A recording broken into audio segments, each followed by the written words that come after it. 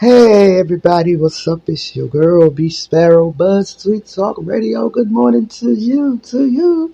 Today is Thursday, February 6th, 2025. All praises to the Most High. I'm thankful to be alive. And if you are within the sound of my voice, I'm thankful that you are alive too. Okay? So today we're going to talk about freeborn Black Americans. On this day,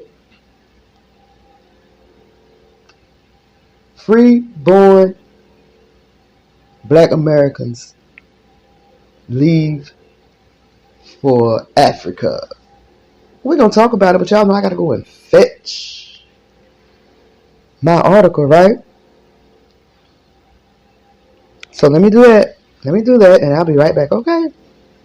Well, all right. BeeSparrow, BeeSparrow, BeeSparrow, BeeSparrow, BeeSparrow, BeeSparrow, BeeSparrow, BeeSparrow. Yo, dog, it's BeeSparrow. Like, share, and subscribe. This belief is gonna bring it live. Information, world news, current events, the source. Accurate as a fingerprint. A cool sister, a force for the people. Attacking real enemies, strategy that's lethal. There will be no sequels, so get the tickets. A cool place for you to sit back and kick it, or be evicted.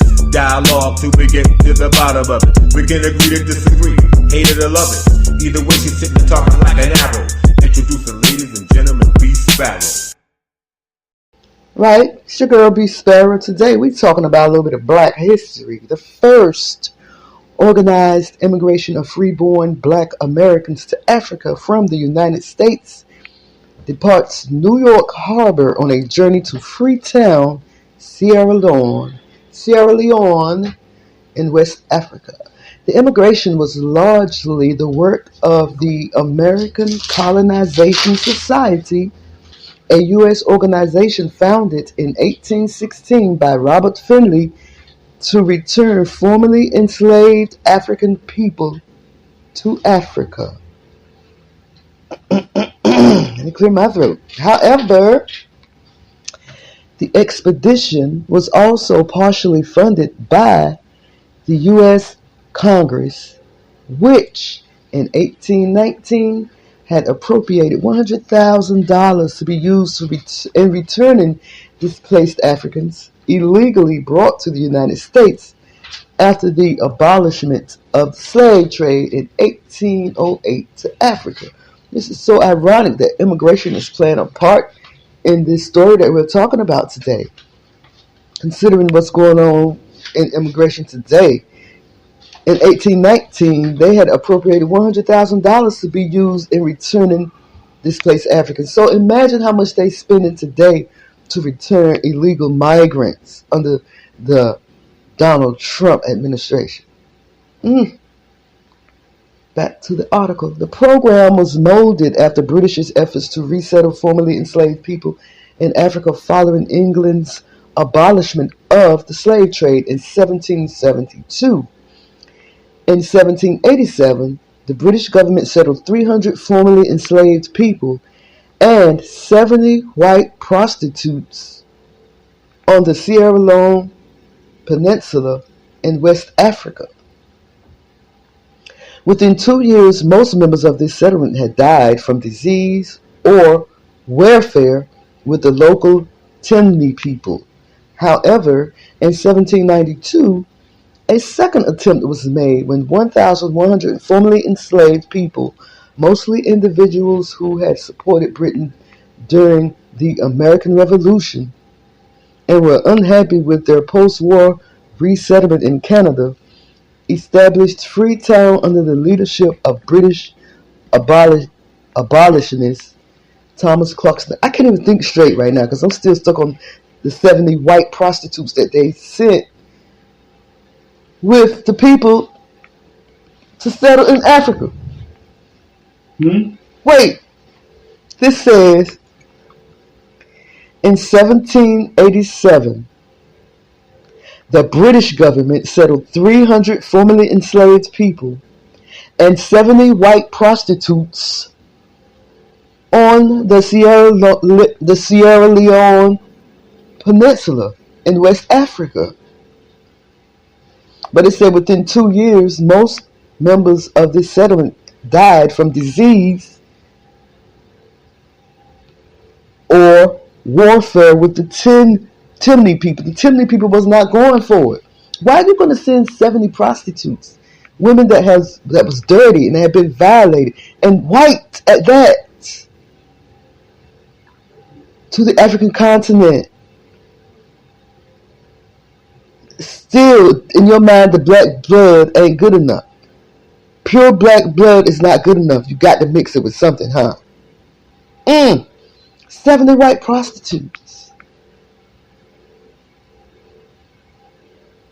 300 formerly enslaved people and 70 white prostitutes. Wow. I don't even know what the rest of the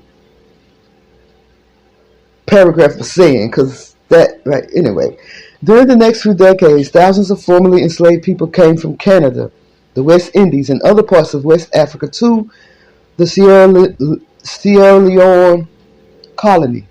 And in 1820, the first formerly enslaved people from the United States arrived at Sierra Leone. I remember years ago, I think I was in my 20s, mid to late 20s, I was working at a Roy Rogers with this girl from Sierra Leone, and she used to tell me all the time that I looked like her people. And people used to tell, I didn't see it, but people used to tell me that we look alike.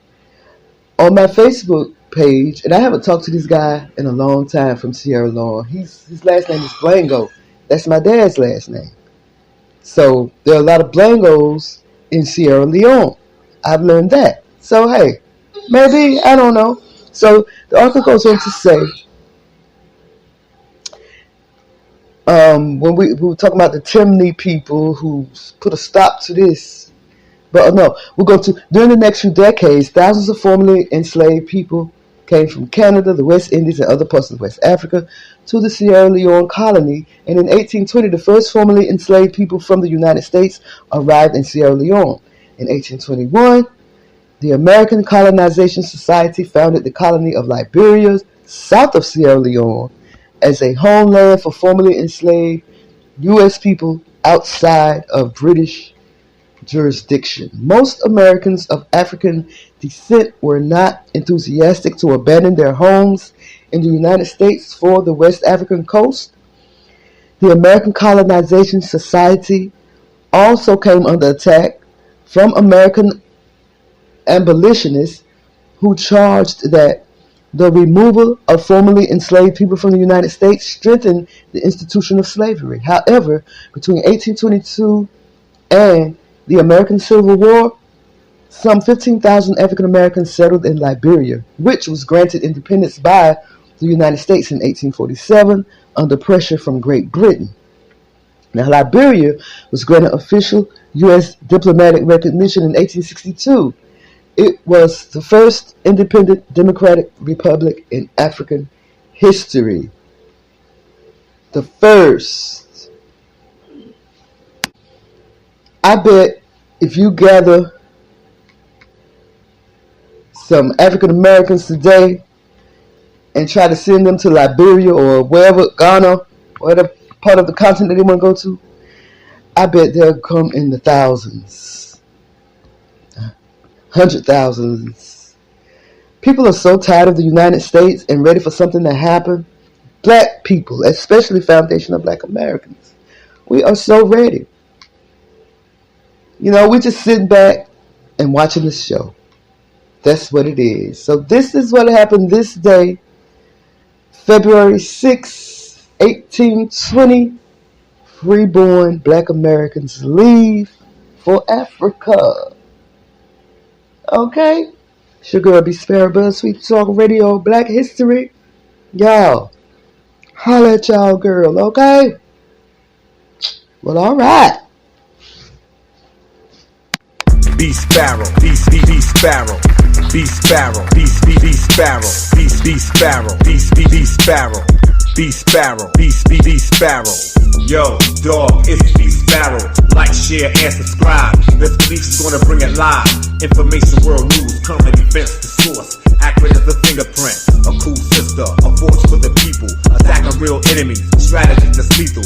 There will be no sequels, so get the tickets. A cool place for you to sit back and kick it, or get evicted. Dialogue till we get to the bottom of it. We can agree to disagree, hate it or love it.